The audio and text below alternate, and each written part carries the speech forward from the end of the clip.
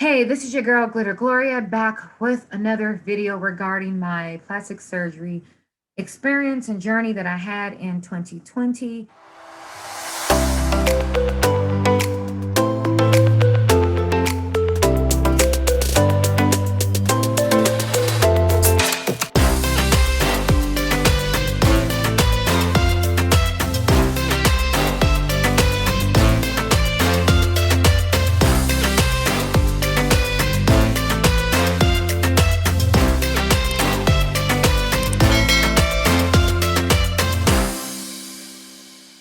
Okay, this video is about my experience going to Florida, Seduction Cosmetics, Dr. Bear. I'm just gonna give it to you the quick and dirty version of what I did to get there, a little bit about the after, and just I would say like my little horror story. So let me get started so I can see if I can condense this in 3 or 4 minutes. Okay, I made my deposit in August of 2020 for a December date. I was told initially that that date was there was nothing left this year. I guess somebody must have canceled, or if you have cash or come first, they put you in. I got in. I found a friend to go with me. I paid for her plane ticket so she could be there. Research recovery homes, set up the post-op massages, had all that set up. So we flew out there December 9th. Or no, maybe it's December 8th. Because I ended up having surgery on the 9th. So I think I went the day before, so I could be there for the post-op. Did that. Let me see. Got there, went to the for the pre-op, my bad, not post-op. Went to the pre-op, filled out all that paperwork. They were rude. Let me just put it that way. When they tell you that these girls are rude at the front desk because you're not dealing with the same folks that you're talking to versus the ones that's there in the clinic, they getting people coming out all the time. They were rude. Pretty much take you in the room, get you naked, have you go pee, come back, don't really say nothing to you, tell you wait in the waiting room. They do your before photos.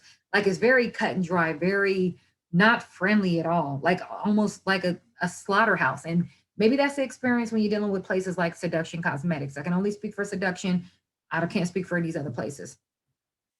Got done. They had me in the waiting room. I didn't know if I could leave yet. Then they finally asked me why I was waiting around. It's like, well, you told me I was waiting to get cleared, right? Because they make you do blood work and all, stuff beforehand.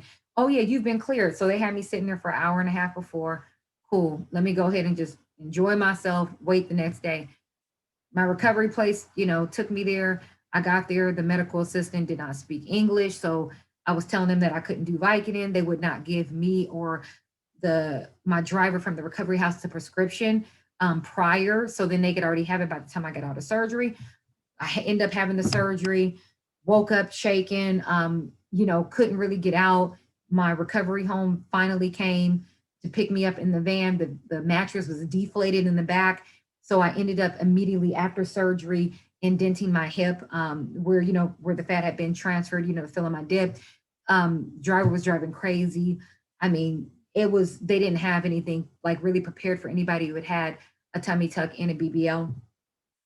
So this recovery house, I would say, I pretty much didn't get a chance to sleep that whole night. They ended up going back to the to Walgreens, right, to go get my prescription. I ended up having to bum a Percocet off somebody, but my pain tolerance had already risen so high that no matter what I took, CBDs, like I'm trying to do whatever I can to get the pain to go down, it was just there. So I was literally just sleeping on my knees, waiting until I can go to my post-op the next day. Post-op at Seduction, not much better. All you get is a medical assistant telling you, oh yeah, you look fine. Yeah, we'll make you do the first post-op massage, but it really isn't a massage. I mean, it's when I tell you they make you pay for this stuff, avoid all the additional costs if you can. That's the only thing I could tell you. It's not worth it. Wasn't worth it for me. Maybe you had a different experience. I had a really, really bad experience because my post-op bag was in the back seat and the driver did not take my post-op bag out the back seat. Didn't tell me they were picking me up in the owner car who left that night. Yes, the owner of Dreamhouse Recovery in Miami, Florida, had her driver or one of her CNA people pick me up in her car in the back with, this time the mattress was inflated, had me there, didn't take my post-op bag, drove to Orlando, wherever she was at, and then refused to drive back or to send me my belongings that had those shots that you need so then you don't get blood clots on the plane. I didn't have my stage 2 faja.